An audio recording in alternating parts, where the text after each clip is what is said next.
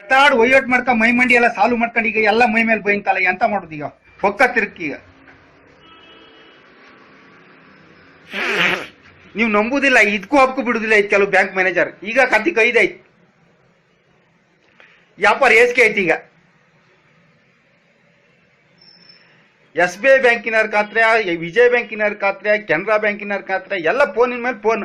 ಸಾಲು ತಕೊಂಡಿ ಅನ್ನಿ. ನಾ ಹೇಳ್ದೆ ನಂಗೆ ಆತಿಲ್ಲ ಮರ, ನಮ್ಮನೆ ಗಂಡಿ ನಾಯ್ಕೊಂಡು ಒಂದೆರಡು ಸರ ಅಂಗಡಿ ಕಂಡ್ಕೊಂಡು ಇರ್ತೀನಿ ನಾನು, ನಂಗೆಲ್ಲ ಕಟ್ಕೊಂಬ ಆತಿಲ್ಲ. ಅದಕ್ಕೆ ಇದ್ದಗಳಿಗೆ ಕಟ್ಟಿ. ಈಗ ಎಂತ ಮಾಡೋದು? ನನ್ನ ಕಟ್ಕೊಂಬ ಆತಿಲ್ಲ.